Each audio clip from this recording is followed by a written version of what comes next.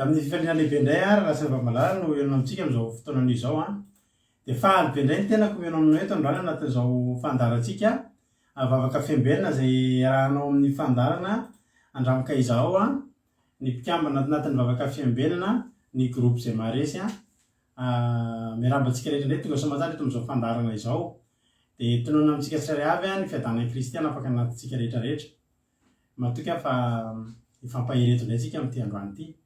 Raha misy aminareo androany vao tonga eto dia mandray anareo mpifaliana izay dia sady miteny aminareo mahareta hatramin'ny farany raha sendra mandalo eto mitsorika kely mandalo eto fotsiny masonao dia teteny aminao hoe azavadika tsony io fa tsy kisendrasena nahatongavana eto fa tena misy programan'Andriamanitra tena tiany atao eo amin'ny fiainanao misy tenin'Andriamanitra tiany ho henonao androany ary izaho mino fa raha ianao io mety mivezivezy mihazakazaka sy ny sisa io mety raha hitoetra kely eto ianao akafitsarana kely eto ianao dia izaho mino fa anatin'izany no amalian'Andriamanitra ny fanontaniana any anatinao any ny amin'ny fiainanao mareta hatramin'ny farany tonga soa ianao faly izay mandray anao dia atao fitakan'olona efa paketo ianao aza misalasala mandray anjara amin'ny commentaire sy ny sisa takan'ireo olona efa paketo ireo fa atsika rehetra ty fandarana ity. Tany tompo ranabavy mami izy niditra voalohany teto androany dia ho tahian'Andriamanitra amin'ny fiainanao manontolana ianao ranabavy mami ary izay rehetra irin'ny fonao ane dia angatahako mba ho tanterahan'Andriamanitra eo amin'ny fiainanao ary na hivoaka ianao na hiditra dia mihazakazaka manenjika anao ny famindrapo sy ny fitiavan'Andriamanitra ny fitahiny sy ny fahasoavany. Tany tompo ranabavy mami tany tompo ranabavy Erika Marina Tiana Tsiry Amboaramielina Marina Tiana Soameva Angelina Diamant Rahalahy Alain Asany Apôstôly Kadaka Malala Zamina Kamaradin'i Jesosy Tozy Mikaela Mampionina Anjasika Patitsy Claude Ravelo Arsoa Marie Jo Niaina Maheny Soa Ranabavy Mihaja Jesosy Mahery Koda Leonie Fity Tina Rakoto Arzaka Tongasoa Lavlitina Verselina dia tahiny tompo ihany koa i Koda Leonie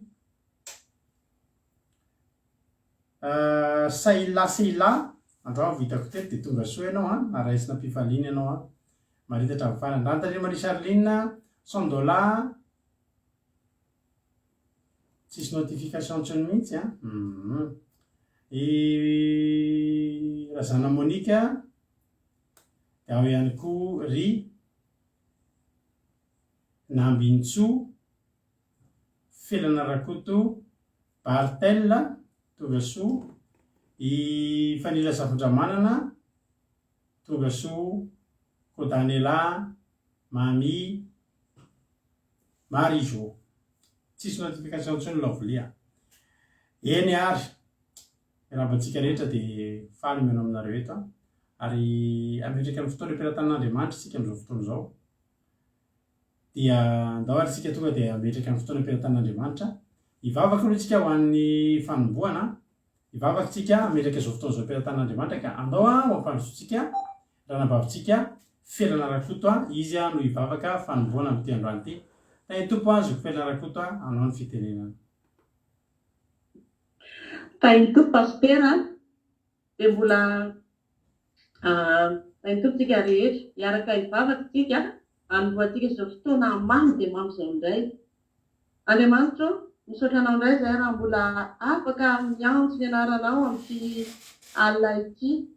Ianao ilay Andriamanitra izy atrizay ary mandrakizay. Ianao ilay alpha sy omega. Ianao ilay fiandohana sy fiafarana. Telaza aminao izay androany hoe ianao ny tompoko sy Andriamanitray. Maminay ary tena tianay ianao.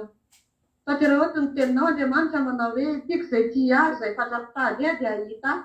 Mangetahetanao ny fanahinay Andriamanitra ny fonay ny aminay rehetra ary tia hitanao amin'ity alina ity. te hitanao sy ny voninahitra ao ary koa ny faly mpiazanao Andriamanitra eo ka manatefitehany izao fotoana izao ianao ary ho ny voninahitra ao izay rehetra miainy sy mangetahetanao amin'izao fotoana izao na iza misy azy na ny lavitra na ny akaiky Andriamanitra terizy ireny mandrapatonga anao eny amin'ny raha lanitra ary misy sisa doavy dia ny fiainana mandrakizay tahisahady Jesosy ny fitaovana rehetra ampiasainy eto mba ho fampiderana ny ravana ny fanjakan'ny devoly satria ny zavatra rehetra dia fantatrao Andriamanitra fa na dia ny anankiray monja ihany aza Jesosy no resy lahatra ny amin'izao fandaharana izao dia isy fifaliana lehibe any an-danitra dia miara-paly aminao izay Jehovahandriamanitra indrindra ny amin'ny mpanota iray izay mibebaka amin'izao fandaharana izao dia sahisahady koa ny teny Jesosy izay hotorian'ny mpanomponay eo eto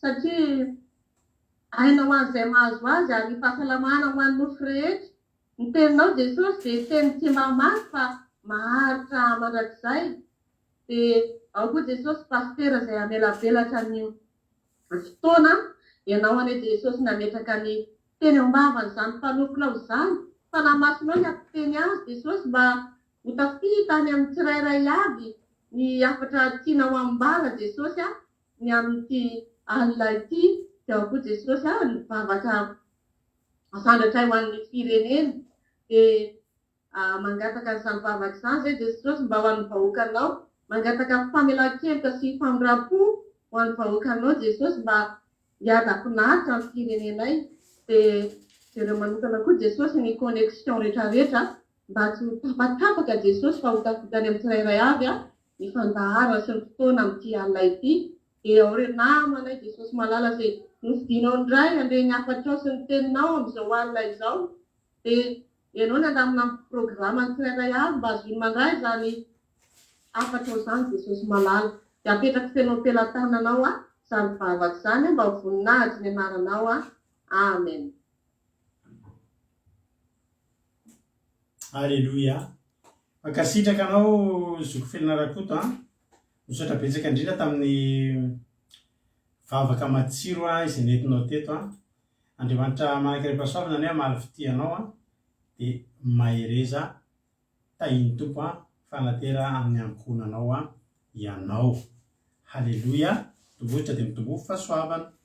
Andao antsika amin'izao fotoana izao sady tsisy famotinana toroteny moa tsika no tsy misy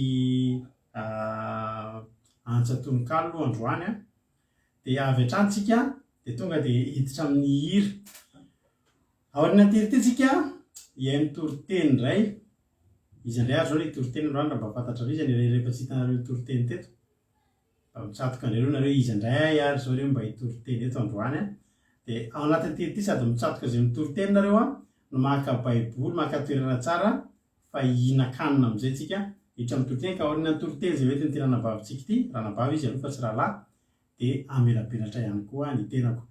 Mamy sy randry aloe vera ranabavy saondra Noely Fanto Yama Rodina Emeline Andrinasolo ranabavy Lina artizana de Madagasikara reo mbola sy narabaiko teo dia tonga soa daholo ianareo rehetrarehetra.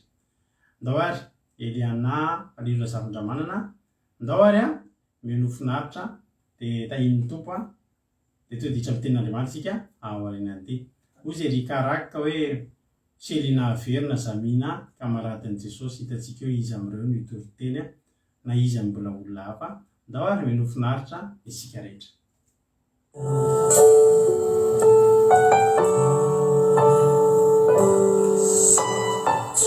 Ho an'ny fanamasina ny fonao avelao manontolo Andriamanitra ameno anao avelao ilay iloilo masina hanositra anao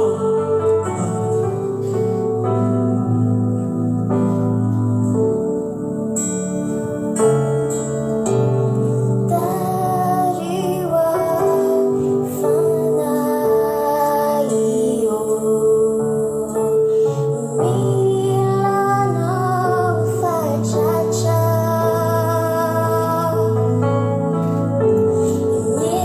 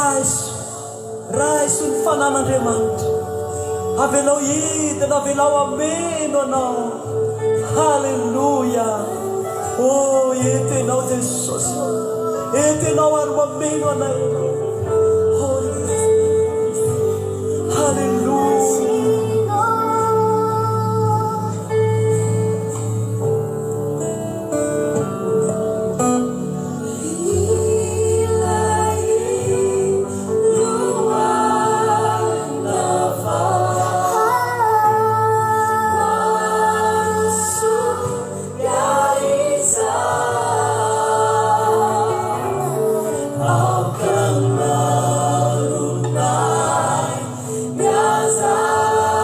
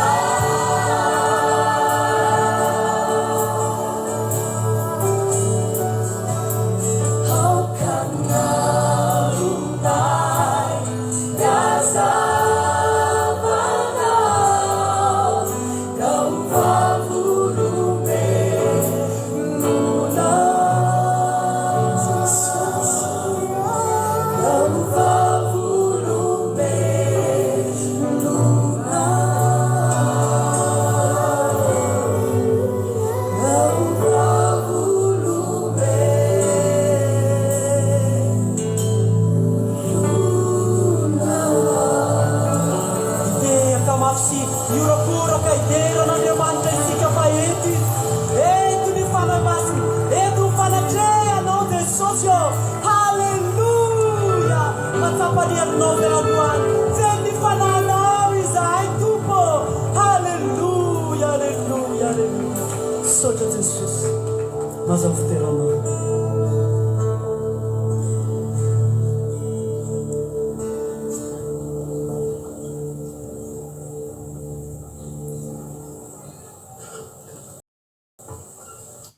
Halleluja. Soratsika an'Andriamanitra zany izy zany. Marina mihitsy ny tenin'ny ranavavy Maria Joe tena mahakasika be mihitsy izy rehefa atao anaty fotoam-bavaka. Nefa mino fa voakasika be koa nareo na tsy atao anaty fotoam-bavaka ary anaty fotoam-bavaka motsika zao zany fa na dia tsy ao anaty commencement. Halleluja. Tahiny tompontsika rehetrarehetra efa tsy andro sady atokavan'izany sabata zany indray rafaka pitso mbola rafaka pitso atokavantsika eo tongotry ny tompontsika. Halleluja.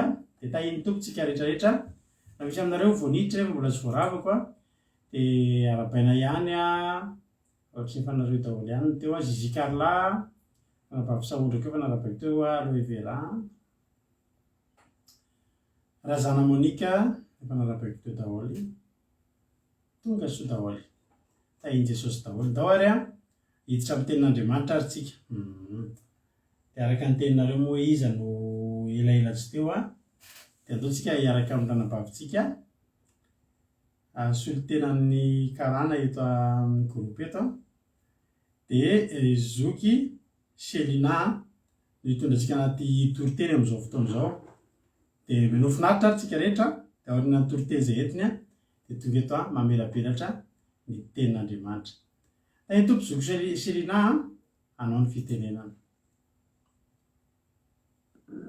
Tahiny tompo sika rehetra, tahiny tompo pasitera, ifiadanany tompo tokoa ny iarahantsika eto anio ary amin'ny fitiavana sy amin'ny fifaliana no izarako ny tenin'Andriamanitra ao antsika ary hono izy ity fa raha raisitsika dia lehibe eo anatrehan'Andriamanitra ihany koa. Dia afitrano antsika hijereny Isaia fahadimy efapolo andimy faharoambopolo. Isaia toko fahadimy efapolo andimy faharoambopolo. Ny soramandry moa dia ry amin'ny tapany fahaefatra amby efapolo vaky toy izao vakiako amin'ny anaran'i Jesosy. Ny amin'ny Kirosy izay voaositry ny Jehova ho mpanafaka ny Israely. Hoy mijery dia ho voavonjy ianareo ny vazatany rehetra fa izao no Andriamanitra ka tsy misy hafa. Amen. Ny Kirosy moa dia olona ositra voafidin'ny Jehova ary mipetraka eo ankavanan'ny tanan'i Jehova ny toerana misy an'ny Kirosy. Ny Kirosy dia voafidy ny avy amin'ny Jakoba mpanompony sy Israely nifidian'i Jehova Andriamanitra. Izany no antsoin'Andriamanitra amin'ny Kirosy ho tonga olom-boositra izy ary nifidiany tamin'ny anarany. Ary ny anarany dia tonga anarana malaza nefa io Kirosy io avana dia tsy dia olona nahafantatra an'i Jehova loatra fa dia tonga olom-boositra izy nifidian'i Jehova ny avy amin'ny Jakoba sy Israely izay voafidiny. Ka rehefa hitan'i Jehova tsy dia nahafantatra loatra ny Jehova ny Kirosy dia nampahafantarin'i Jehova anazy ny marina ary hoy Jehova taminy izao no Jehova fa tsy misy hafa, tsy misy Andriamanitra afa-tsy izao. Ary naverimberiny Jehova Andriamanitra taminy izany hoe izao no Jehova Andriamanitra fa tsy misy hafa. Niverimberina izany tao anatin'ity ny toko takila jerentsika ty naverimberiny Andriamanitra tamin'ny Kirosy izany teny izany. Ary tsy Kirosy irery ihany no nandefasana izany zavatra izany fa ny eran'ny vazantany efatra. Ny eran'ny vazantany efatra no nafarin'Andriamanitra izany teny izany. Ary nampatsiahivin'Andriamanitra fa izy no namorona zavatra rehetra sy nahary ny maizina. Nanao ny fiadanana sy nahary ny loza, nanamboatra ny tany sy ny olombelona teo amboniny. Nampahafantariny Jehovahandriamanitra azy daholo izany rehetra izany. Ka eto koa dia tena hoe mijerentsika ny hoe Andriamanitra dia namerimberina ny teny hoe izao no Andriamanitra Jehova fa tsy misy hafa. Izany tsy misy hafa izany no lafana dia indraindray mbola misy manao tsy mahafantatra zavatra tokana izany, zavatra tsy misy fanampinampina na tapatapany na mihoatra fa zavatra tokana izany hoe tsy misy hafa izany. Ka Andriamanitra dia zavatra tokana tsy misy mihoatra azy. Izy Jehovahandriamanitra ihany no miteny marina ary manambara ny mahitsy. Hoy Andriamanitra hoe tsy manam-pahalalana izay mitondra ny hazo nataony sary voatsikotra ka mivavaka amin'Andriamanitra tsy mahavonjy. Ka izany dia afatr'Andriamanitra ny havana, tsy misy Andriamanitra hafa nahateny izany hoe izy ihany no Andriamanitra tokana fa tsy misy hafa. Dia izy Jehova ihany no Andriamanitra marina sy mpamonjy ry havana. Ary mijery ahy izy dia ho voavonjy ianareo. Ry havana, mijery ahy Andriamanitra dia ho voavonjy ianareo. Mova raha nitadin'Andriamanitra tokoa ary raha nikaroka azy dia nahatsapa fa tsy nahavonjy anao mihitsy ny hoe Andriamanitra no mahatonga anao mbola manana Andriamanitra hafa ry havana, ho an'izay mbola manompo tompo rohiriza. Tadiavo Andriamanitra ary katsao ny ahitanao azy, fa izy dia ilay Andriamanitra mahavonjy anao. Ary tsy mba mahihatra izany Jehovahandriamanitra izany ry havana. Mbola nomeny zavatra goavana isika taty an-tany dia ilay Jesosy Kristy izay nanafaka antsika amin'izay rehetra natao antsika tsy araka ny sitrapony. Dia mbola ny Jesosy iny no fitaovana lehibe nalefany nanavotra ny fiainantsika zanak'olombelona izay nanota teto an-tany. Ary tsy mba nataony hoe ho an'ny olon-drery izany fanavotana nataony Jehovahandriamanitra antsika izany amin'ny alalan'i Jesosy Kristy izany ry havana. Nataony ho an'ny rehetra eran'ny vazantany. Ka iza tamin'ny Andriamanitra tompon'ny mpanompotompo roa ireo no nandefa fanavotana tahaka ny Jesosy. Izy no nahavita an'izany ry havana. Izy no namorona ny tany sy ny lanitra. Izy no namorona natao omboka.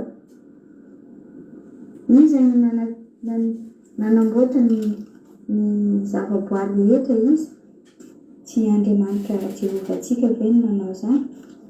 Dia ankehitriny ry havana fantatrao tsara raha mbola misalasala ianao fa i Jehova dia ilay marina sady mpamonjy, ary tsy sarotra ny ahitanao azy raha mitady azy ianao, raha hijery azy ianao. Tadiavo katsao izy fa andrainao amin'ny fitiavana izy ary anolo lalanao. Tsy misy mahafaty antoka anao ny manome fotoana hitadiavanao hitsikerahanao hoe aiza no ahitanao an'izany Jehovan-Diamanitra izany ary eto amin'ny alalan'i Jesosy Kristy izany izany tsy fahalalanao izany dia ho fantatrao fa lehibe ny Jehovan-Diamanitra ao ary tokana sady mahery izy ary mpamonjy tanteraka. Tsaroako ry havana tamin'ny fahakelezako tany amin'ny 9 taonako tany izay fotoana izay dia mbola tsy nahafantatra ny Jesosy aho hoe mpanavaka na mandala an'izany Jesosy izany satria za koa moa olona nanana finoana anankiroa taloha tany amin'ny musulmana tena marina tamin'ny fahakelezako nalefa ny ray aman-dreniko tany. Fa za kosa manana ny raiko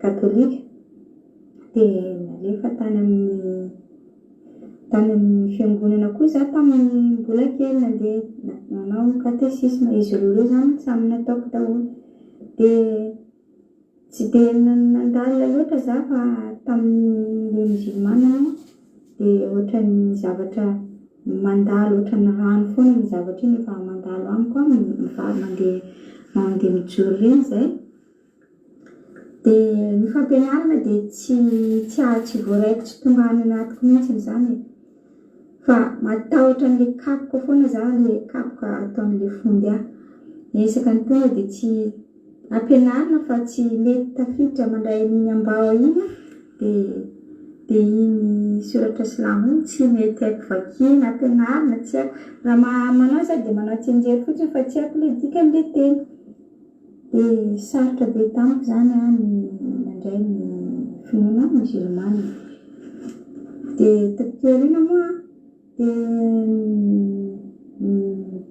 nandeha nanao katesisma nianatra tamin'ny école missionnaire tany toerana mbanivolo zay dia rehefa avy tany dia nisy fotoana fahaserahana be taminay tamin'izany fotoana izany dia naniry rehefa indray andro ny rahan'ny mamako hoe ndana mandeha miantsena anao dia zarazarao ity vola ity dia ilay vola nefa ny kely dia kely tsy afaka ny zavatra tokony ho ilaina dia hoy za hoe sahirana ho aza Andriamanitra dia atao ahoana ity mba tokony mba mahita vola ho aza latsaka amin'ny tany eto ry havana vao niteny fotsiny nanao an'izay nieritreritra fotsiny eritreritra n'Andriamanitra dia iny nahita vola marina latsaka teo amin'ny tany teo hitako vola madio be tena madio ny izany vola izany dia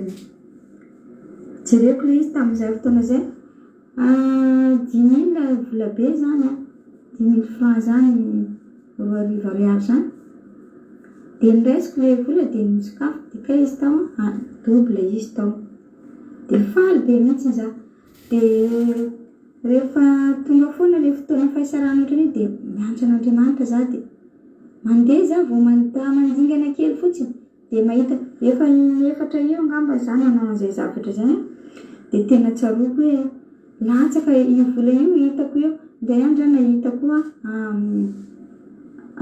7,000 mitovy amin'izay fotoana niantsoako an'Andriamanitra izay koa ny fotoana nahitako an'izany vola zany dia indray andro nahita koa 9,000 dia indray andro koa satria efa intely zay ary fahalefany farany nanaovako nahitako tamin'izany rano zokinay andeha hividy gilasy dia tena volan'ny la gilasy ihany nomeny ahy tamin'izay fotoana izay dia andro mamay be ny Majunga moa dia mamay be zay fa tonga ny fotoana mafana zay dia mba te hinana sorbe moa ty za tamin'izany dia nefa tsy misy vidana ilay izy dia hoy za hoe raha mba mahita vola kely za eto andeha hividy sorbe mba mihinana sorbe nitiko ry havana za dia mampahitan'Andriamanitra koa vola nividanako an'iny sorbe iny amin'ny tany zany rehetra zany dia hitako tamin'ny tany latsaka tamin'ny tany rehefa misaintsainan'io Jehovan-Diamanitra io dia izay zavatra ilainao azonao avokoa izany ry havana dia rehefa lehibe zao koa moa zany za zao atsika miteny zao vao aingana kely vao herinandro lasa angazy dia naraty za tsy haiko na harirana na inona dia naraty tany anaty kiloko tany nanefika be dia avy eo ozy ireo tatatany hoe andao ndesina any amin'ny hopitaly ianao mandeha amin'ny dokotera dia nanizingizina ireo hoe andao andeha dia nandeha foana moa za dia rehefa tany za miteny hoe zaho mpanomponao Andriamanitra dia Jesosy dia raha misy zavatra nataoko tsy araka ny sitraponao dia ahoana tsy mba mamela Andriamanitra tsy mamela Jesosy dia lasa nandeha dia rehefa tonga tany natao ny analizy rehetra nataonina tsy misy ninina dia naverina nody moa za dia efa natsiaro maivanaivana rehefa tonga tantrano moa dia ohatra ny narary indray satria nanohy asa foana za na dia narary aza dia miverina narary dia niverina ndray mandeha tany amin'ny hopitaly dia le izy tsy dia sitrako loatra le andeha amin'ny hopitaly ny tena marina dia fantatr'Andriamanitra fantatra ny Jesosy Kristy zany tonga tany dia mbola niverina nanao analizy indray mandeha tsy misy ninina dia nody dia efa afaka nenina dia hoy za tamin'ireo tahatrany hoe avelao aho za efa tsy misy ninina ny analizy tsy hitako izay andanako any dia navelako teo na ny fanafody tsy nindraisiko tsy haiko hoe tsy nataoko ny fananina tsy nandraisako an'ilay fanafody fa adiniko foana zany ilay fanafody dia navelako teo dia zaho aminanao Jesosy efa nampiasana dia vao mahatsiaro adiniko ilay fanafody na efa mivoaka za vao manadina mahatsiaro hoe tsy nandray an'ilay fanafody dia navelako fotsiny fa za manana an Jesosy ato anatiko dia nakiniko aminy dia tsy maninona azo tsy zavatra natao nefa misy fotoana tena ohatra ny misy zavatra famantarana ataon'Andriamanitra ny tena hoe tsarovo Jehovah-Andriamanitra ao sao dia angatsitsika ianao na tahaka izany dia atao hoe famantarana ho anao ny zavatra manjoanao rehetra ary ampihemitra anao amin'ny zavatra tsy araka ny sitrapon'Andriamanitra dia raisy Jehovah riavana ary mandraisan'i Jesosy Kristy fa ho voavonjy ianao ary tsy ho faty antoka amin'izany rehetra izany dia fiadanan'ny tompony eo amintsika rehetra ataoko fa nahampy antsika izay teny izay ary eo koa moa i pastera mbola melabelaka dia tahiny Jesosy daholo isika rehetra fiadanan'ny tompo amintsika rehetra voninahitra ho an'Andriamanitra irery any saotran'i Jesosy Kristy itsika nahatanteraka izany. Alleluia, amen. Alleluia. Saotranao rahavavy Rosemina moa ny tena anarany fanarany amin'ny Facebook ilay Selina. Sotra be dia be anao tamin'ny fandraisana anjara fa dia mahafinaritra tokoa ny fijona vavolombelona mahita vola foana izy fa manino ianao mahita vola foana dia manino misy olona tsy mahita vola satria izao fantatr'Andriamanitra fa amin'ny fotoana tena ilanao an'ilay vola ary nefa ihany koa inona zavatra nitrany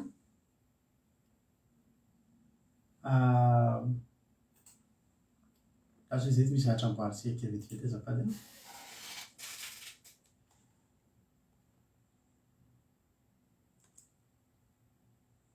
ya izaho nefa nahita vola ao anatin'ny fotoana mampahory anao dia tsy lasa ny azakazaka andandehananao nitady vola tamina zavatra hafa ianao nefa ilay vola ilainao fa hoy izy noeran'izao moa za Andriamanitra dia nampahitan'Andriamanitra sady izao nareo aza miady vitana aminy fa isika ireo ry havana ianao zao eto raha misy olona voandroany mihitsy zao izy vao tonga eto na mety misy olona tena mpahalota be mihitsy eto na nefa ao anaty olana izany olona izany tsy mila mifady aminy ohatranao tamin'ny voalohany ihany miantso kely fotsiny ianao dia tonga ny valim-bava satria maninona mbola ao anatin'ilay fotoana tian'Andriamanitra tena pofona aminao mihitsiny fa sady misy izy ny tianao izy nahita volamena peratra volamena rony babilina ka raha misy aminareo za very peratra volamena anankiroa dia mba mikontaktehandrana babilina nareo mahafinaritra mahita vola zany ilay andro tantaraiko anareo miloha lidizantsika mitoviteny efa anatiny ihany moa za koa nahita vola indray andro za tamin'ny izay classe de 3e tamin'izany dia nisy fikarakarana ny fianaran'ilay fety tao amin'ny Hilton tamin'izay tapitra ny tom-pianarana dia andeha amin'ilay fety ao amin'ny Hilton raha alina za nefany a tsy tia hangataka vola amin'ny mamanay dia izay hitanao rehefa hitady vola rehefa misy ilana vola dia lasa mividy ovy maraina ny Nosy Be dia manao chips vidy sachet dia manendy chips amin'ilay vilany saba ireny dia amidy ny chips dia ny omanina iny aho zany tena nitady vola satria mba te ho any amin'ny Hilton mba lafolafo ny volana na whisky amin'ny vera ary lafo be ao dia ny asa mafy mihitsy fa ho any amin'ny Hilton monjy fety ny zoma fa tena mba mahita vola koa ny someva isan'andro hafa indray zany fa ny ampitso maraina ozy ianao rehefa na ny fo maraina andeha hividy mofo maraina raha alina ilay fety dia andeha hividy mofo maraina mbola ilay tsisy mpandeha iny eo amin'ny tanànanay fa vola teny angamba tamin'izany eritreretina hoe fa ela zany angamba ny any amin'ny valerina 700 000 na 500 000 raha kely indrindra 500 000 francs vola tena mivoalim-balina be dia be fa roa lahy zay indray nahita izy dia nizaraina roa variana tamin'izay nahita vola tena nitsimotsimo mihitsy tany amin'ny Hilton ny arivan'iny nanambola fa mahafinaritra io fitantanan'Andriamanitra io havana indray andro koa izay mivady efa mivavaka ohatr'izao fa tao anatina tsy fisim-bola tamin'izany andeha hivavaka sabata tsy misy na carburant tsy misy vola ho atao fanatitra inona ary ny atao amin'ity dia manomana akanjo entina mivavaka eo dia naka palitao anankiray aho dia sendra tsapaiko anaty kosa ohatry misy taratasy dia savay misy vola 50 000 francs tao anatiny tonga dia faly be hoe tena nahita vola dia tamana tamin'iny dia nijerena daholo ny palitao rehetra izay niantona tao palitao anankiroa ankoatran'izay nisy 50 000 koa tany tena nanana 150 000 francs zay izy ireo teno eo dia latsaka ny rahamasoko tamin'izay tena mahafinaritra Andriamanitra ary zany andranam-bavitsika Selina zany dia mahakasika fo mihitsy satria ao anatin'ilay tsy fisiana iny zany ianao dia mba mieritreritra zao za zany Andriamanitra mba mahita vola dia inona tokoa nataony nahita mampatsiahana an'ilay rahalahy anankiray izay avy nivavaka izy rehefa avy nandeha nivavaka dia miady saina izy eny an-dalana eny ahoana ilay zany écolage ny mpianatra jirama ahoana ny andro avorana lasa saina be izy mandeha mody amin'io fa tsy tsaronitsoro ny orana mandena anazy fa lasa saina ahoana Jesosy no ataoko amin'ny reto dépense eto tao anaty manjao izy mandaka mizatra voadaka ny tongony eny an-dalana dia nijerena izy dia poketra kely porte-monnaie kely dia lasa niraisy fotsy dia lasa izy nody tonga any an-trano savaina izy tonga dia vola mivorom-borona tonga dia mikovrira ilay charge rehetra nampiasa saina azy mahavariana Andriamanitra fa nefa nisy olona nandalo afa teo fa ity lehilahy ty dia tahaka andranam-bavy Selina ihany koa nibanjina an'Andriamanitra nibanjina hoy tena Andriamanitra amin'ilay Isaia fa izy moa mamaky Isaia ny teneny fa Isaia fa ny Isaia koa fa maky ny foany Isaia satria amin'ny tenin'ny frantsay dia afaka vakitsika koa hoe Isaia na Isaia mety foana ao amin'ny Isaia fa 5:20 andiny faharoa fa tsy andiny faha-efapolo kory Isaia fa 5:20 andiny faharoa ny tena Andriamanitra mijerea dia ho voavonjy ianareo ary vazan-tany rehetra fa zany Andriamanitra ka tsy misy hafa mijerea inona ny ambadika izay dia ho voavonjy ianareo ny atonganareo voavonjy zany dia zavatra hetsika farak'izay tsotra mijery an'Andriamanitra. Nefa ry havana androantsika hijery hoe mijery ahoana ary zany, satria samy tiatsika no voavonjy fa le mijery ahoana ary zany hijery aiza ary tsika any andrefana sa any avatra sa ny atsimo sa ny atsinanana sa any ambony sa ny ambany any misy an'Andriamanitra.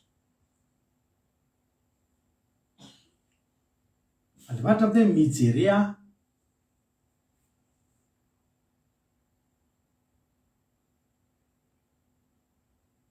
Raha ohatra zao ranabavy tao anatin'izany fahasairanana zany dia nitady zavatra hafa izy tadiavam-bola mety tsy nahita izy.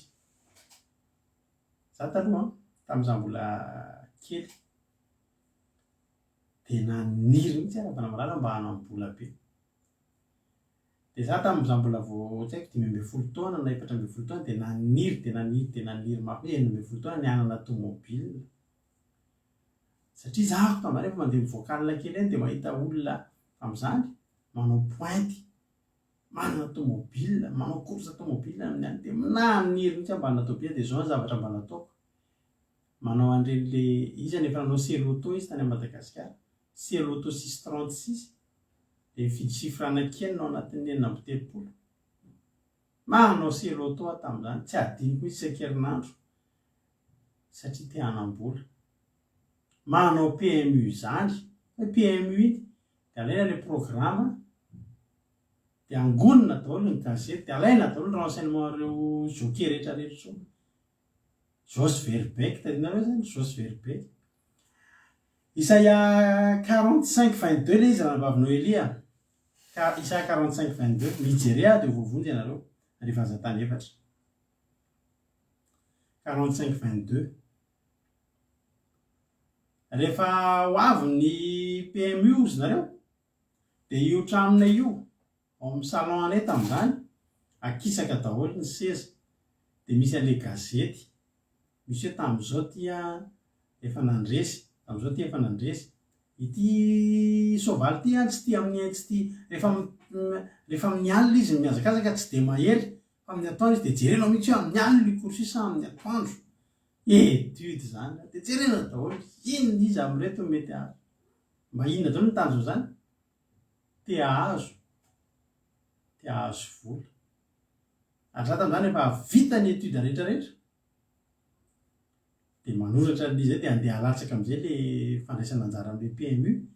Dia ny ataoko izy zareo vao avy nandeha manatsaka iny dia asa amin'izay mijery mividy gazety be finoana, mividy gazety dia mijery eny amin'ilay page atao hoe midi bonnes affaires dia mijery tomobile amidy. Misy fotoana miantso kely amin'ireny amin'ny publiphone. Fa ny tomobile-nareo mbola tsara be izy io, nefa mbola voatapakilina PMU nalefa tany mba manantenana hoe ahazo, fa tsy nentina ahazo. Ranabavy sy rana hita satria naninona? Misy calcul atao reny ranabavy, misy étude atao mihitsy rehefa manao PMU reny ianao, jerenao hoe ity soavaly ity impirina andresy, dinianao kosa zany impirina andresy izy, ity soavaly ity izy ny jockey tena ny mpitaingina tena ny jockey tena mahay fanaraka aminy ohatr'izany. Dia course le ohatrany ahoana io dia amin'ny alina sa amin'ny atoandro ohatr'izany, ny étudiena daholo fa tsy nentina anankirenana tamin'ilay izy. Fa ranabavy Selina izy tsy niteny, henonareo tsara izy teo nanana finoana anankiroa izy, sady tao anatin'ny finoana musulmane izy tao anatin'ny finoana kristianina. Fa nahavariana zao ny zavatra niteneniny, Andriamanitra zao zany le tantara teo anareo izay tsy naheno tsara, nomeny ny mamany vola izy dia ndana ty zarao le zaraina tsy hoe zaraina amin'ny olona izay hita fa tsy njarao hividanana zavatra be dia be. Ohatra hoe ny sasany ohatra hoe 25 000 francs zany dia sady hividanana charbon, ny hividanana vary, ny hividanana hena, ny fangaro, ny hividanana voatabia, ny hividanana menaka, zao izay le zarao.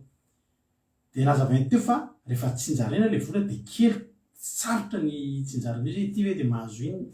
Dia zao ny zavatra mba niteneniny, Andriamanitra izy tsy niteny hoe alao, izy tsy niteny hoe alao akbar, izy tsy niteny hoe alà raha mba zao zany mahita dia manononona teny ao anaty coran ohatra, fa teny tsotra fotsiny niteneniny hoe Andriamanitra azo Andriamanitra mba hita vola dia ren'Andriamanitra zay. Hitanao? Raha nababisirina nanonona Andriamanitra fa ny tena marina mijery izy, mibanjina izy, mitodika. Azo ery zavatra finosiny ity teny hoe mijery dia ho vovonjy ianareo. Mijery zany misy hevitra maro azo tenenina zany. Mijery,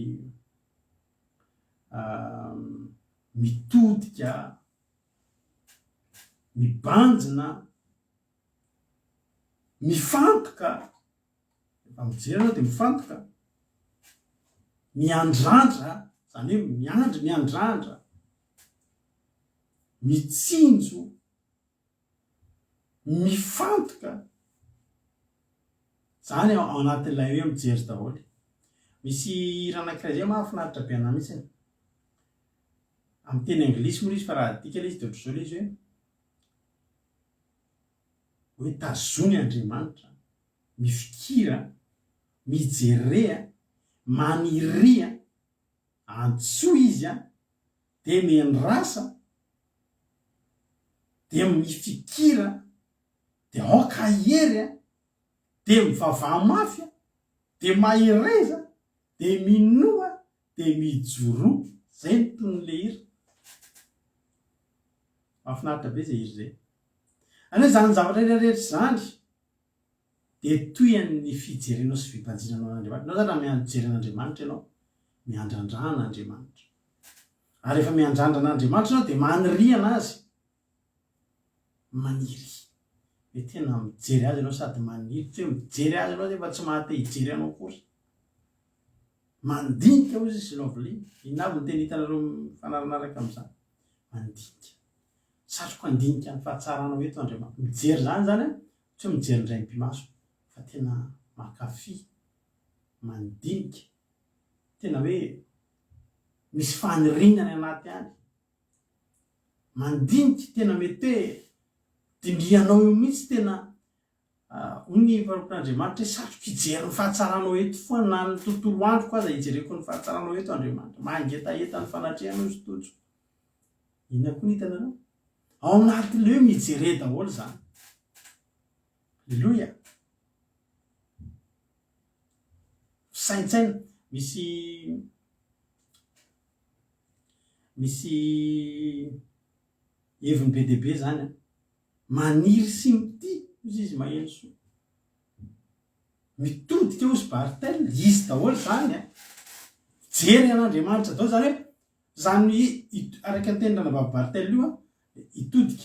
Zany hoe misy zavatra anankiroa azonao jerena. Ato ianao nijery sa ato. Masonao tsy afaka hitifitra ohatr'izao mihitsy. Dia misy mason'olona somary mitifitra, tsy fantatra ohatriny hoe mirava izy, tsy fantatra ilay olona akaikinao izy nijerena.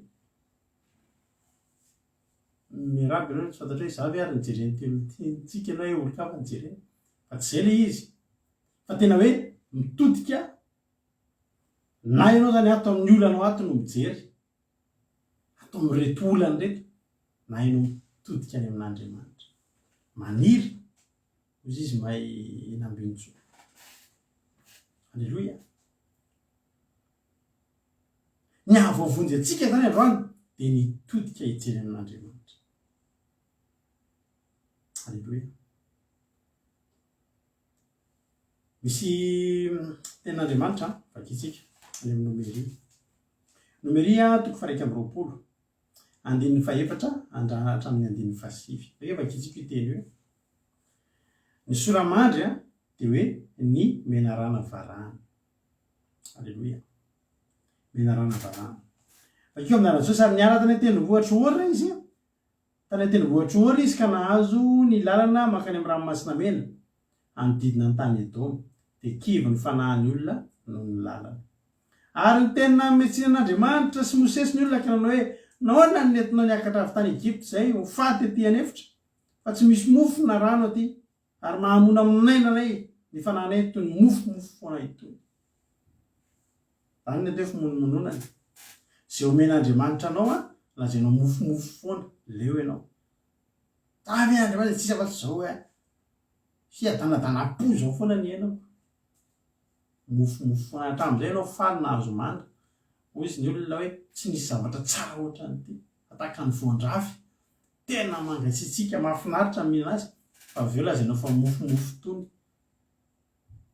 hatram'izay no meny vadinao cadeau sotra tamin'le cadeau lazainao fa cadeau do-tony tsy afa-tsy tony cadeau do-tony fonofony tony foana hoe nomeny eny nataony zanaka Israely tamin'Andriamanitra teto mahamono aminay to mofomofo tony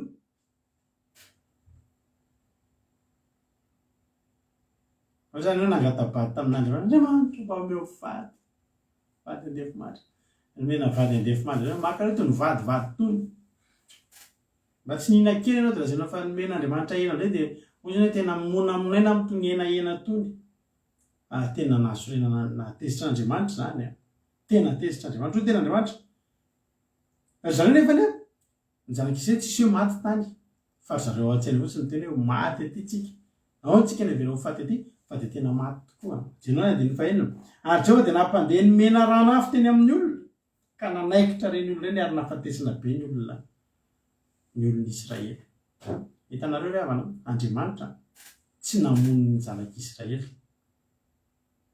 fa namelona sy niaro niantoka sy nitsinjo teny an-dalana teny fa ny zanak'Israely no teny maty aty tsika ry Andriamanitra rehefa izay zany tonga hamparak'izerinareo dia tonga tokoa ny mena rano afo tonga ny mena rano nanaikitra ny olona tonga dia maty ny olona fa dia tahaka ny mahazatra ihany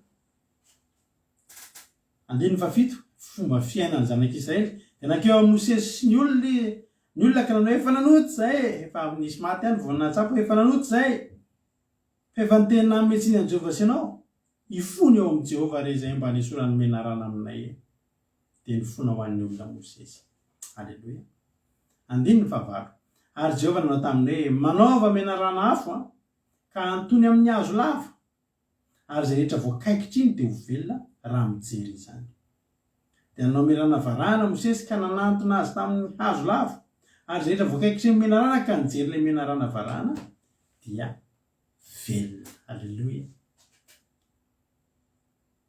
voakaikitra iny menarana zany dia avy eo nanaovana sarina menarana tamin'ny varahana dia natao tamin'ny hazo lava be mba hanina mba hahafahan'ny olona rehetra mahita rehetra hazo foy kely dia tsy hita fa hazo lava be mihitsy dia nitazomina ohatrao dia zay rehetra nahita an'iny tonga dia velona ary tonga dia sitrana teto zany dia ny fijerenan'ilay menarana varahana no nahavelona sy nasitrana ny olona io menarana varahana io dia tsy izy akory fa ny tandindon'i Jesosy Kristy tsara fantatsika fa Jesosy rehefa teo ambony nentina tany amin'ny tany Kalvari dia nisy dongo tany anankiray atao hoe Karandoa izay toerana avo indrindra teo amin'izany faritry Kalvari zany rehefa teo niakatra teo Kalvari zany dia amboniny mbola misy karazana tendrombohitra ihany dongo tany dia teo io ny atao hoe Karandoa dia io zany raha ny avo ny toerana io dia io ny avo indrindra amin'ny toerana tamin'izany ary zao 3 lano ny fatotra teo nifantsika teo ambony hazo fijaliana fa voalaza ny tenin'Andriamanitra fa ny Jesosy mbola lava mbola avo noho ny an'ireo jiolahy anankiroa ny hazo fijaliana iny moa ny hevitra zany natao iny amin'ny toerana avo be mihitsy ny hazo fijaliany Jesosy tamin'ny hazo lava be mba haniny zay rehetra voakaikitry ty fiainany ity zay rehetra voakaikitry ty fiainana ity voakaikitry ny devoly voakaikitry ny ady voakaikitry ny fahadisom-panantenana voakaikitry ny fahamoiza-po dia mijery an'io lehilahy amin'ny hazo io menarana varahana eo amin'ny hazo fijaliana eo amin'ny hazo avo dia zay mijery an'io dia velona mahatonga anao velona nge hatramin'ny androany dia satria anao nijery an'io lehilahy niantona tamin'ny hazo fijaliana miaina ny fahafatesany tsika mba nahavelona antsika ohatr'izao ny fahavelomantsika ity dia tsy noho n'inona fa noho ny fahafatesany Jesosy sy noho ny fahatsiarovantsika ny pasika ngeravana tena teneniko anao fa tena mitondra fahavelomana nafinaritra ny pasika zay nataontsika taty tokantrano tamin'ity taona ity irina mbola ho avy indray mipasika amin'ny heritaona mbola afaka hitanteraka pasika indray tsika. Fa ny zavatra tiana tenenina dia zao mitondra famonjena ao antsika ny pasika. Ny pasika tsy hoe fety dia andeha hitsangatsangana fa fety mitondra antsika ny amin'ny fandresena. Satria nanino? Satria natsiaro isika ny fahafatesan'i Jesosy. Ary isam-bolana antsika dia mandray fanasan'ny tompo. Mahatonga anao velona sy lavorary ny fiainao mandritra ny volana io. Dia satria anao banjina indray an'ilay menarana varahana teo amin'ny hazo avo. Isaky ny manatanteraka fandraisana fanasan'ny tompotsika dia miverina mibanjina ny menarana varahana io. Dia mahatonga antsika velona, mahatonga antsika salama, mahatonga antsika mandresy avy nandray fanasan'ny tompotsika tamin'ny voalohany volana. Dia mbola andray avozintsika indray iny amin'ny volana manaraka. Eto zany dia zao ny zavatra mitranga. Le kaiky le menarana tena velona ety amin'ny tany tena mamono. Fa le fijerena ery koa tena mamelona. Ny zavatra tokony atao zany dia zao. Na dia manaikitra aza menarana ety ambany. Afaka no faty fa ny tsy hahafaty anao dia anao mbola mijery ilay menarana varahana. Ka teteny aminao androany. Raha ny tena Andriamanitra hoe mijery dia ho voavonjy ianareo. Ny fijerena taty amin'ny nomeria dia nahavonjy ny olona. Ary ankehitriny mbola tian'Andriamanitra hijery azy indray tsika. Ary mihevaeva mitoetra amin'ny fitoerana ambony Andriamanitra. Amin'ny toerana izay tokony ho ahitan'ny olona rehetrarehetra azy. Niza niza. Ny tsara zany ranabavitsika Selina zany musulmane izy nitezana tamin'ny finoana musulmane, nitezana tamin'ny finoana kristiana. Raha amin'ny tena marina zany dia olona misabaka zany.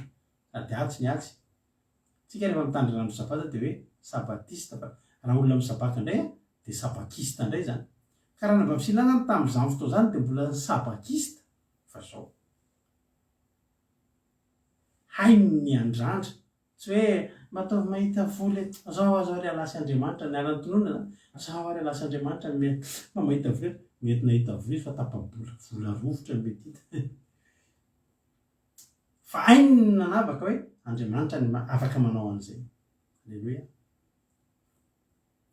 Natavoaka ny fiainako tsy PMU tsy loto fa Andriamanitra. Mibanjina n'Andriamanitra. Androany tena teteny amintsika rehetrarehetra eto manaikitra menarana amin'izao. Fa ny zavatra tokony atao dia zao. Ny kaikitra ataon'ny menarana eto amin'ity tany ity tsy azo sakanana. Ary manaikitra mihitsy izy zao. Ny devoly fahavalona reto dia mierina tahaka ny liona moa tena ratra amin'ny tany izay hoarapany. Tany izay hoarapany. Zany hoe eto amin'ity zao tontolo ity kaikitra foana. Mandalo eto amin'izao tontolo zao ity Jesosy hoe eto amin'ity zao tontolo zao ity ahitanareo fahoriana. Dia hitantsika eto daholo ny karazam-pahoriana. Hitantsika eto daholo ny karazam-pahoriana. Tsy voasakana io. Marary ny olona ianao afaka marary. Tsy misy vola ny olona ianao afaka tsisy vola. Mandalo krizy zao tontolo zao ianao ohatry ny tsy mandalo eo amin'izay ihany koa. Fa izao. Reto olona rehetra atao amin'ny nomery reto dia voakaikitra le menarana hafa. Fa nisy tao no niaino ny torohevitra. Hoe mijery fotsiny an'ilay menarana varahana ianareo dia sitrana. Ka eo zany dia zao ny zavatra mitranga. Miverina ny amin'ilay teotsika hoe mijery dia ho voavonjy ianareo. Ny teny karazany zavatra maro tsika teo inona aminy atao hoe mijery. Atao mijery dia mifantoka. Mifikitra. Mibanjina. Zany hoe zany raha misy kaikitra mahazo anao dia tsy ilay kaikitra ny jerenao. Mety marary fa mifidy anao tsy hijery any. Fa mifidy anao ny hijery any amin'ilay fanefitra dia ilay menarana varahana. Halleluia. Androany za tena teteny amintsika rehetrarehetra hoe raha mafy aminao zao akaikitry ny mena rano zao.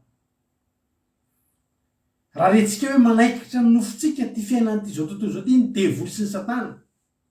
Araka ny teny taminareo ilay zao misy fotoana manaikitra antsika ny arety na toezarana vaviserina misy nampanaompin'Andriamanitra izy dia marary izy. Mety natany amin'ny hôpitaly. Ngatsika tsy hoentina, ngatsika tsy harary mihitsy rehefa manompon'Andriamanitra. Mpianatry Jesosy aza narary. Fa izao mikaikitra mena rano afaka mahazo atsika.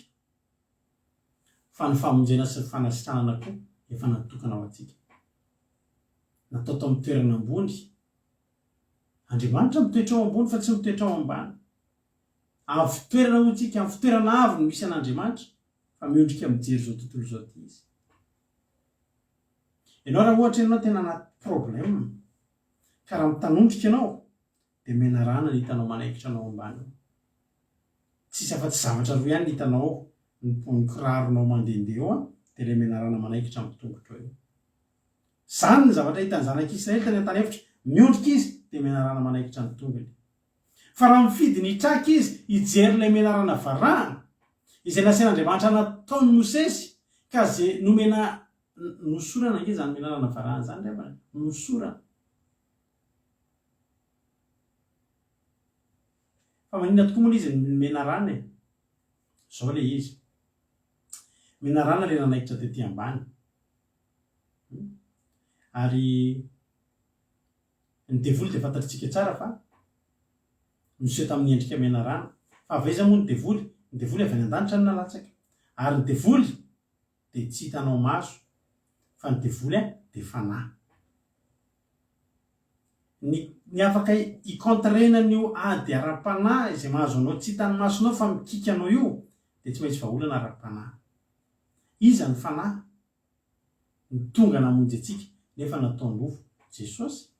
Natao tonga nofo izy fa fanahy sady olombelona izy ny Andriamanitra. Olombelona izy mba ho afaka ny alatsa-drà hamonjy antsika mba hisy raha, tsisy fanahy misy raha zany ange. Ny devoly nge tsisy raha zany e. Andriamanitra nge tsisy raha zany e. Fa tsy maintsy olombelona loatra an'asy ianao no misy raha nefa raha nalatsaka no ilaina. Tsy maintsy natao tonga nofo zany Jesosy. Na dia Andriamanitra azy. Dia nahantony eo ambony hazo fijaliana. Tandindiny hoe fanahy samy fanahy ihany reo e. Ny devoly nge raha mihinanao hoe endrika mena rano fa fanahy e.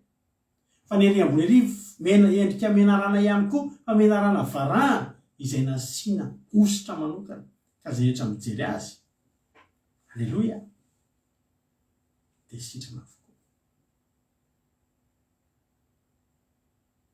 Riavako malalako. Za misitona ny sainao androany fa manaikitra ny kaikitra mena rano amin'izao fotoana izao. Manao ny ataony mena rano ety ambany ety amin'izao fotoana izao. Efa nomena azy raha teo angery havana malala ny nomena azy fanapahany eto amin'izao tontolo izao e. Fa tamin'ny alalana fijerentsika ilay mena rano varahana koa fandraisantsika an'i Jesosy Kristy eo tompo mpamonjy ny fiainantsika, nanomezanantsika an'ilay fahefana nomena ny mpianatra dia nanitsaka ny mena rano sy maingo. Ary nomena fahefanany amin'izany tsika. Androany za teteny amintsika rehetrarehetra hoe manaikitra mena rano amin'izao fotoana izao. Fa aza io kaikitra io jerena. Mety misy kaikitra mena rano zao aminao amin'izao fotoana izao. Ahoana ny ataoko amin'ity vidin-jiro ohatra. Ahoana ny ataoko amin'ity hofatrano. Dia kakerin'ny mena rano mihitsy ianao tena fa tsy nijerenao. Misy amintsika ireo voadidina olana. Ny olana samy manana. Fa misy amintsika ireto olona tena voadidin'ny olana nefa ny tena problème tsy fantatritsika akory ny tokony atao amin'io. Dia rehefa voadidin'ny olana antsika dia nataontsika mijery an'ilay olana manodidina. Ty vola tsisy. Ty sakafo lafo e. Ty fiarakodia simby. Ty. Fa atoranao ny hevitra androany. Riavako. Menanao ny hevitra androany. Tsy mahatonga ninina eo amin'ny fiainanao. Tsy mahatonga vahaolana eo amin'ny fiainanao. Ny fibanjinanao io mena rano manaikitra anao io. Raha ohatra ianao androany hiteny hoe tena misy problème be mikika. na ho listenao aza ny olana misy eo fiainanao rehefa na ho listenao ara ny isan'ny problème mampitanga eo amin'ny fiainanao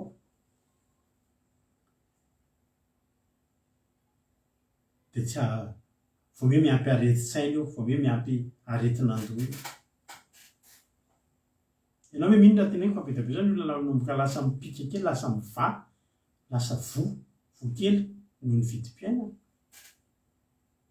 za manana mpiara-miasa amiko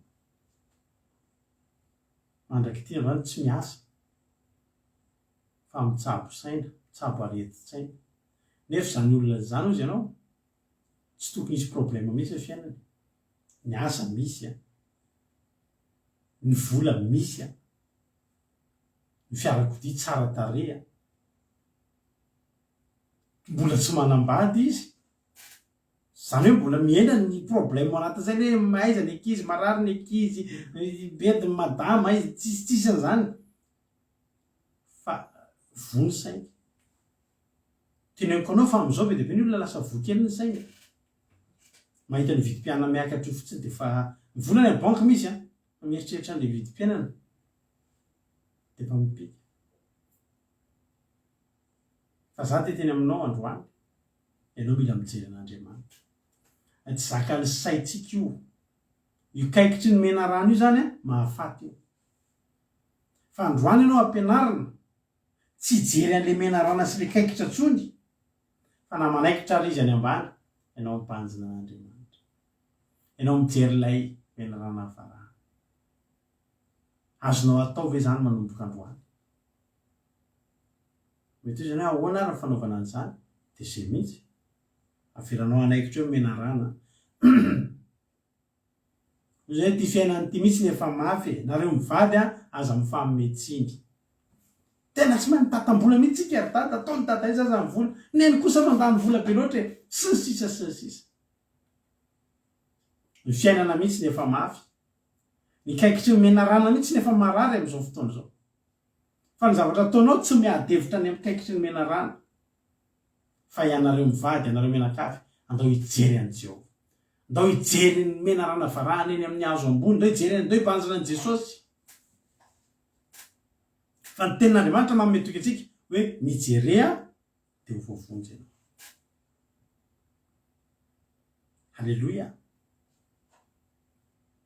tsy takatry ny sainao zany tsisy inona afaka saintsaininao hoe nisy olona hafa voakaikitry le mena rana teo dia maty satria nisy an'le pozina tafiditra tany amin'ny vatany dia maty dia afaka manao mieritreritra be hoe ahoana moa zany zange zany voakaikitra eo amin'ny tongotra dia efa manomboka miakatra ve zany le pozina dia zany efa mijery ary dia midina vatindray ny fanefotra dia mihoana liza misy zavatra be deabe afaka tonga anatin'ny sainao zao fotsiny za mieritreritra zavatra lavitra mpanjina fotsiny an'Andriamanitra tatariko an'izay ilay ranabavy mpiara-bavaka tamin'ilay taloha nanana ny banky vola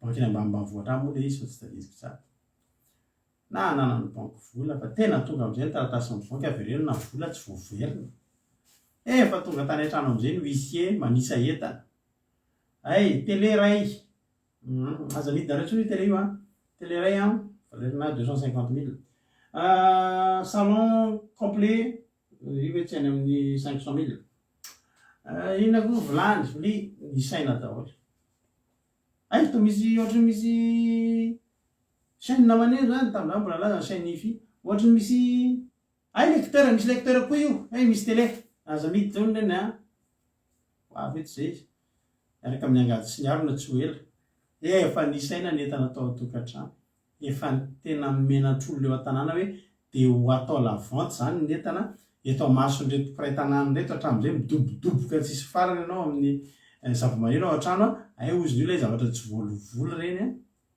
dia efa tena hoe nantahotra ho afa-baraka ianao ihany zany any a Madagasikara ianao a dia avoaka eo ny entanao a dia olona eo akaikinao ihany no mividy ny vilianao sy ny sisa amin'ny lavanty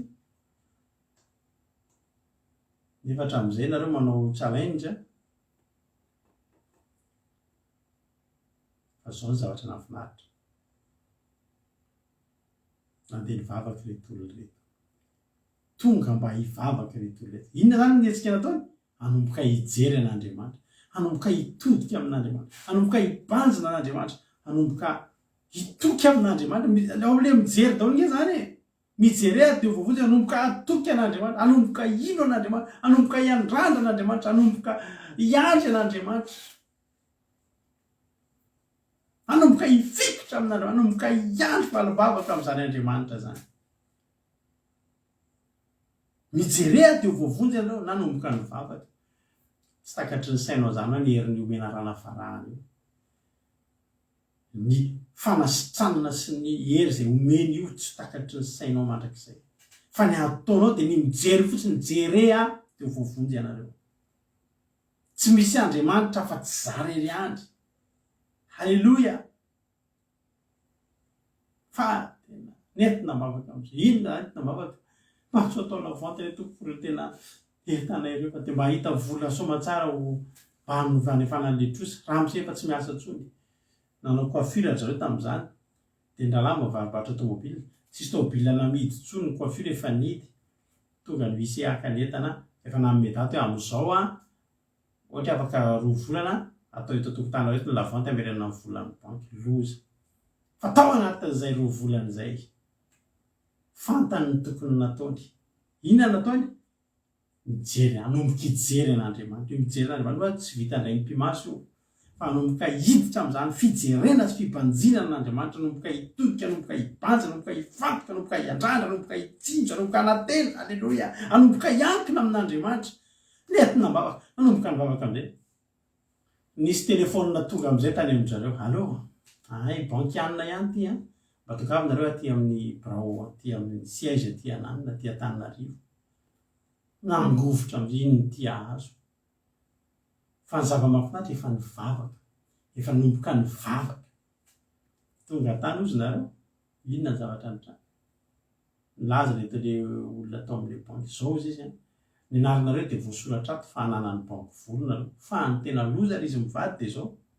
Ny rehatra ADFI le banky mialatsindra manona le anarana banky ADFI. Zay vao tadidiko. Mialatsindra avana. Fa ny rehatra io banky, le banky indray mba vohatra izay nangalan'ilay olona. Ny rehatra le banky misy court-circuit may daholo ny dossier rehetra. May tena otootony ny afikila forehatra io banky io. Ka dia zao ato anaty ordinateur izy mipoitra ny anaranareo. Fa any daholo ny données rehetrarehetra, ny adresy, nino izy ny mombamboana rehetra hoe ohatrinona ny vola na zay ary tsy mahafantatra ohatrinona ny vola tokony averinareo. Efa naverinareo ve? Tsisy ny nafantatra izany fa dia zao fotsiny mampilaza anareo zany zay fa nikatona tanteraka ny comptenareo ato amin'ity banky ity. Tsisy arakaraka fahananaranareo intsony fa may le banky. Fifalilizo mivady, nijory vavolombelona atao am-piangonana tamin'izany ozy nareo ry havana. Tena hoe tena lehibe Jehovah. Inona intsony ny atao lavante eo? Tsy nahita lalana niditra tany an-trano intsony ny huissier.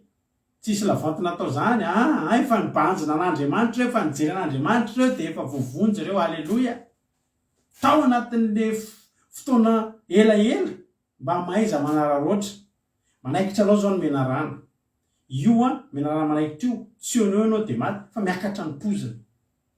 Tena mbola tsy tafakatra ny pozina ry havana mijery aingana n'le menarana varahana.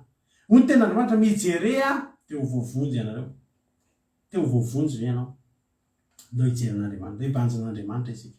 Ataontsika tena hifantoka mihitsy hoe Andriamanitra tena ianao no heriko, ianao no tokoko, za hiankina aminao. Manoloana ny olona ary ianao. Za te hampairanao androany. Halleloja. Ny fijerenao an'Andriamanitra manomboka androany, ny fifantohanao, ny fanekenao hiandrandra an'Andriamanitra androany, raha tongavany valibavaka sy fandesina eo amin'ny fiainanao. Azonao ve zavatra andraisantsika androany?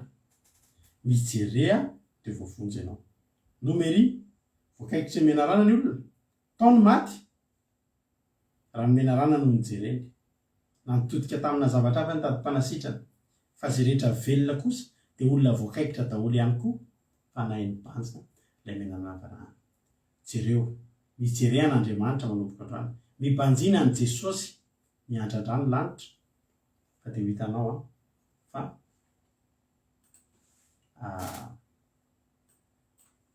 ho vonjen'Andriamanitra ianao. Dia ataontsika ty hira anankiray ty. Hira mampionina izy ty satria fanaraka tsara amin'izany toriteny zany mihitsy. Raha misy ady izay lalovanao. Dia zany androany teteny aminao hoe tsy ny fijerenao an'ilay ady ny ahatafitanao androany, fa ny fibanjinanao an'Andriamanitra, ny fijerenao an'Andriamanitra. Aiza misy an'Andriamanitra? Ao an-danitra ao misy azy. Ny tokony ataonao zany androany tsy ny tanondrika. Efa nitanondrika foana ianao hatramin'izay, fa tsy nisy ninona nentin'ny fitanondrehana teo. Fa ny ataonao androany hiova indray fihetsika ianao androany. Ndao hibanjin'Andriamanitra, ndao hijeren'Andriamanitra, ndao hiandrandra ny lanitra fa ao ambony ao misy tena tianao ao, ary misy vonona tsy hamelanao irery anatin'izao adinao zao, fa hampandresanao amin'ny adinao rehetra. Atolotra ampitiavinareo ty raha mampionina ity ho anareo izay mety mbola tsy mahalala, mety mbola misy vaovao mantsy eto. Fantatro koa izy zany mampionina dia vadiko. Ary ty hirairainy ty dia tantarako ny ainako no navadika tononkira, no navadika hira. Nareo raha mijery an'ity hira ty nareo dia tadidio zany, fa io ny zavatra niainako hatramin'ny tamin'izany fotoana izany, tamin'izahako mbola vao hanomboka hibanjin'Andriamanitra. Dia eno tsara ary ny tononkira, jereo tsara hatramin'ny voalohany ka hatramin'ny farany, fa ao ianao mahita ny tantaran'ny rado Rakoto Salama. Dia meno finaritra hivavantsika ao amin'ny anty miandrandra ny lanitra. Tahiny Tompo.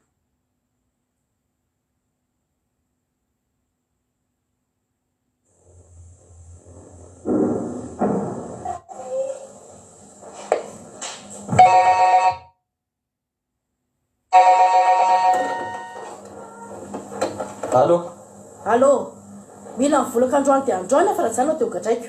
Eny tompoko.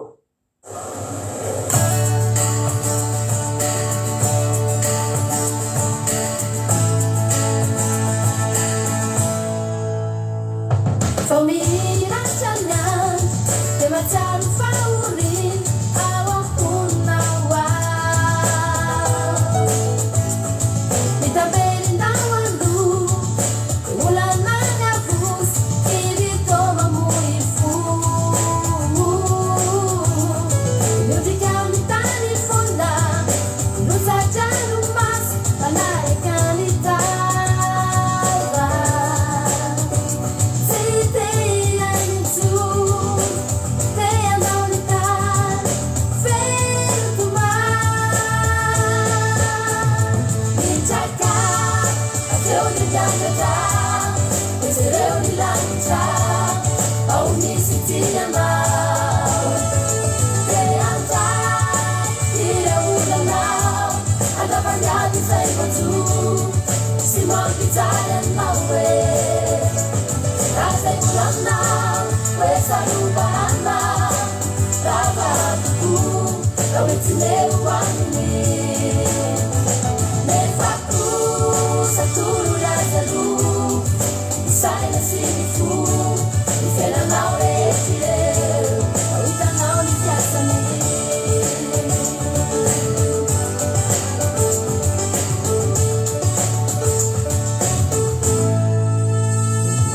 Dia tonga ny hariva nentikindray ny masoandro toketraky anao.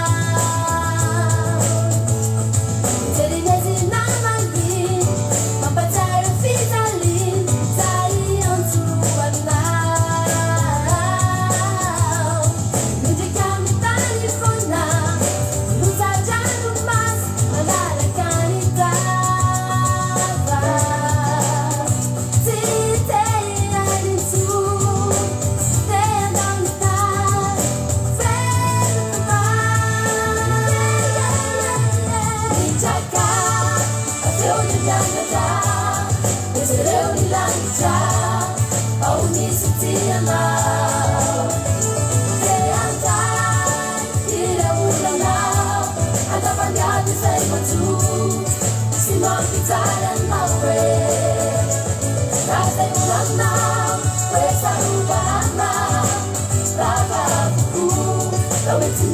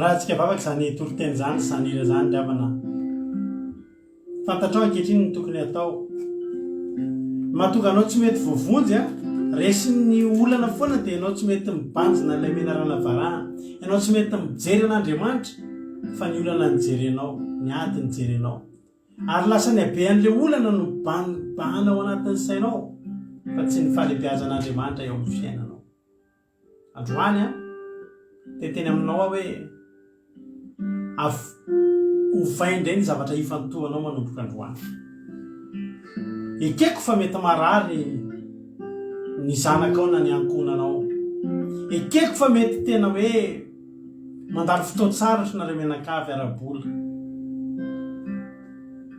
fa tsy naova ninninona tamin'izany ianao hatreto fa ny azonao ovaina amin'izany dia zao anomboketo ianao hibanjina an'Andriamanitra ary zay ny avoavonjy anao ry avana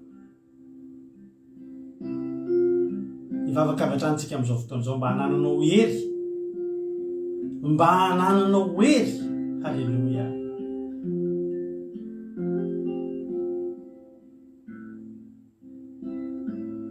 ahafahanao mibanjina amin'izay miandrandra ny lanitra sy mijery an'Andriamanitra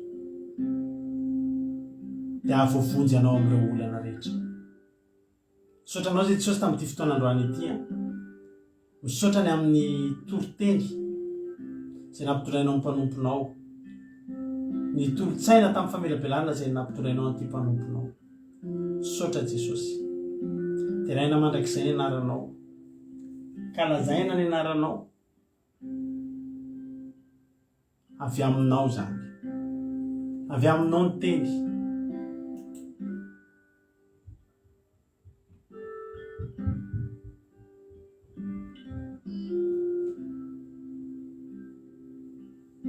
misaotra Jehovahandriamanitra misaotra ny amin'ny fitiavanao Jesosy a misaotra fa tena tianay tokoa ianao makasitraka tompo ampianary mahay mijery anao zay rehetrarehetra reto androany ny ray mafy loatra ny olana ary tena tsy hitanay tsony mihitsy hoe inona ny tokony atao aiza ny tokony ale androany Jehovahandriamanitra ampianary mahay mijery anao amin'izay reto olona ireto. Misy olona tonga mivavaka ihany fa tsy mety tafabanjina anao, fa mitoditodika, mierikerika. Fa androany ampianary tserikerika izay fa hibanjina sy fantoka aminao Andriamanitra. Andinika anao dia ho voavonjy izay raha mijery anao. Saotra Jesosy malalo dia raina ny anaranao, ankalazaina ny anaranao lehibe indrindra. Voninahitra efa nao hatramin'izay dia mandrakizay. Tehirizo izany teny izany, tondray amin'ny fanahinao masina mba aniry avy zatoeny, hamokatra avy zatoeny aty anatinay, fa tsy ho lasan'ny voromanidina mpihaza Jehovah Andriamanitra. Na litera ray aza tsy azony devolotsaingoana amin'izany teny rehetra nafafy izany. Ho voninahitra Andriamanitra. Misy saotra Jesosy eo. Halleluia. Amen. Hivavaka ho an'ny firenentsika amin'izao fotoana izao dia mampandrotsika nanavavitsika nambintso mankirinina hivavaka ho an'ny firenena. Tay tompo raha nampavy nambintso mankirinina. Rehetra mbola manana fiainana ny tompo amin'ny tsirairay avy. Halleluia. Amen. Mbola iray hivavaka atsika amin'ny amarantsika fotoana sy vaovaka ho an'ny firenena. Andriamanitra harenay masina tsara indrindro, mbola misaotra anao zahay Jesosy malalo, misaotra anao fa tena mbola nitanterahanao Jesosy ny fotoanany rehetrarehetra, mbola nomenao teny sahazanay zahay Jesosy malalo, izay teny mbola maniraka any amin'izay hoe mijery anao indray Jesosy malalo. Indrindray Jesosy mbola variana zahay dia mijery izay olanay, indrindray variana zahay Jesosy mijery izay hoe zavatra mahazo anay moavy misy Andriamanitra. Satria indrindray kizy zahay Jesosy malalo ho ankehitriny dia misaotra anao zahay mbola nasainao nitranga indray mijery anao fa ianao dia Andriamanitra velona. Tompo malalo, misaotra anao zahay tsirairay avy Jesosy malalo amin'ny fonay eran'ny fiaina Jesosy malalo. Andriamanitra tokoa ianao Jesosy malalo, tianay anao Jesosy malalo, satria mananatra anay foana anao Jesosy amin'ny zavatra rehetrarehetra Jesosy malalo. Misaotra mankasitraka tompo malalo. Resaka zahay rehetrarehetra Jesosy indraindray mbola hoe varivariana Jesosy malalo, mijery izay rehetra manodidina anay, indraindray olona manodidina anay Jesosy atonga aminay izany teny izany Jesosy malalo mba hiandranao tokoa Jesosy. Misaotra amin'izay fitahinao fofona izay nomenao anay Jesosy malalo, ka mbola natratrarana izao fotoana izao Jesosy malalo mba iheno iny teninao iny Jesosy malalo. Misaotra fa tsara ianao Jesosy, be indra fo ianao Jesosy, na dia variana aza zahay Jesosy malalo koa dia misaotra anao zahay Jesosy malalo. Ny fandaharanay Jesosy hoe andramoka izahaho fa tsara Jesosy. Betsaka Jesosy ny olo mandalo Jesosy malalo magnatrika fotsiny dia miverina indray Jesosy malalo, ka tsy mijery mihitsy ianao Jesosy malalo. Tompo malalo, zahay rehetra dia naharitra hatramin'ny farany dia nahazo an'izany teny izany, ka hijery ianao mandrakariva zahay Jesosy malalo. Mierinao any Jesosy ombana tsirairay avy, ka hijery ianao, hifanoko aminao, hiverina lehibezanao ary anaiky izay rehetra ataonao Jesosy malalo. Misaotra Jesosy malalo ko ankehitriny Jesosy malalo mitondram-bavaka ho an'ny izany firenenanay izany izay Madagasikara mahalalana izany Jesosy malalo. Tsy miafiny aminao Jesosy malalo, mianjantso olo any Jesosy malalo nefa tsy mahita nini satria tsy mijery anao izy ireny Jesosy malalo. Hoe miantso hoe vonjeo Jesosy malalo nefa tsy anao ny tomon'izy ireny fa miantso Andriamanikafa izy ireo. Eny mandeha amin'ny fanompoan-trano Jesosy malalo, mandeha mankatakany amin'ny rasana. Tsy Andriamanitra izy ireny Jesosy fa ianao Jesosy Kristy tompony sabata no Andriamanitra. Mandeha any mpanompo santy Jesosy malalo, mpahay zavatra ireny Jesosy malalo nefa izy ireny tsy Andriamanitra Jesosy, fa ianao ihany no Andriamanitra. Fa ny anao hamerina izy ireny Jesosy, hamerina fony izy ireny ka andeha hiantsantoanao ilay hoe Andriamanitra, ilay Andriamanitra velona. Tompo jerena indra fonao izy ireny Jesosy malalo.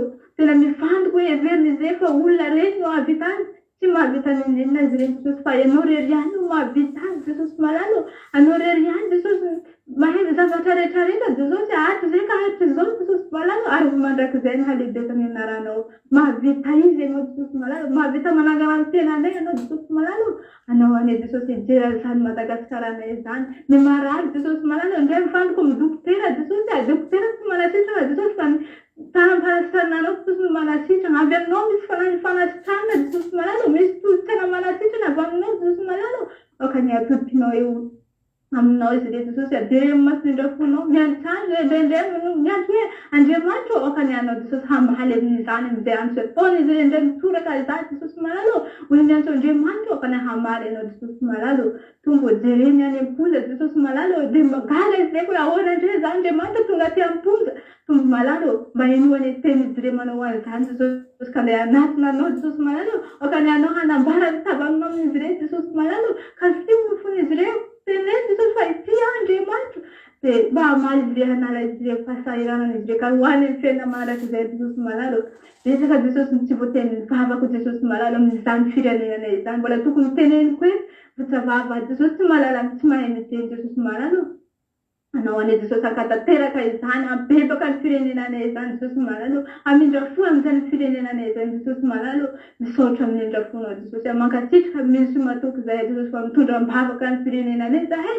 dia ahazo valim-bavaka tokoa izay dia hibebaka izany firenenana izany Jesosy malalo izany malagasy izany Jesosy malalo misaotra tompo malalo hialeko izay tsirairay avy Jesosy anao any Jesosy anatrika eny tsirairay azy ny atoro Jesosy anjerenao masina Jesosy hiampiny izy ireny ka Jesosy fanengerina ny toromaso Jesosy malalo raha andeha hiasa ny mahazo maraina amin'izao fotoana Jesosy anao any hitarika izy ireo fanamasonao momba izy ireo Jesosy andeha hampaniry izy ireo amin'ny asa izay ataon'izy ireo Jesosy malalo ka mba hijerenao izenitsenanao mandrakariva Jesosy malalo tompo misaotra amin'ny fotoana rehetrarehetra zahay Jesosy malalo misaotra aka ny anao meteza hanefena tsirairay avy Jesosy amin'andronay rehetra Jesosy malalo misaotra Jesosy Kristy tompo sabata amin'ny anarananao venona no nanovana izany vavaka izay misaotra Jesosy alleluia amen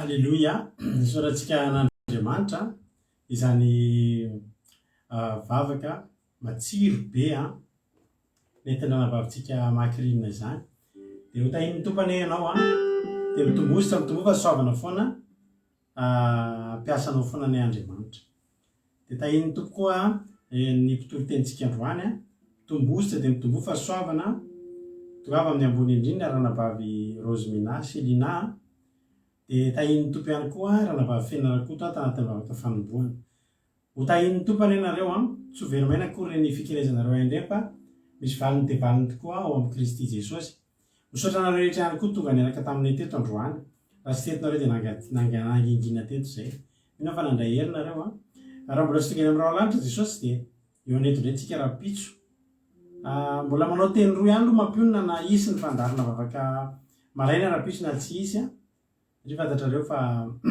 sady vakansa ny mpianatra no misy somary tsy dia salama kely zanak'ireo efa mety tsara izy aloha zao isaorantsika n'Andriamanitra misaotra anareo amin'ny fitondranam-bavaka manao teny roa zany mampionona mety misy ny vavaka maraina raha-pitso mety tsy misy raha sanatry tsy misy dia meo aneto tsika raha-pitso amin'ny sivora sasany alina atao amin'ny fandarina vavaka fiambelana miaraka amin'ny mpitoro-teny hafa indray tainy Jesosy daholo mahireza akiradio.radio12345.com akiradio.radio12345.com isy andoratra eo moa lien rehefa aveo afahanao mieny ny onjapeo akiradio misy foana mandeha isa andro aman'alina isan'andro misy torotezaka ny adiny telo amin'ray amin'ny efatra amin'ny fito amin'ny folo maraina amin'ray amin'ny efatra amin'ny fito arivo tainy Jesosy daholo samy mahery manorika mamy atsika tsirairay avy ho voninahitra Andriamanitra tainy Jesosy daholo raha-pitso indray amen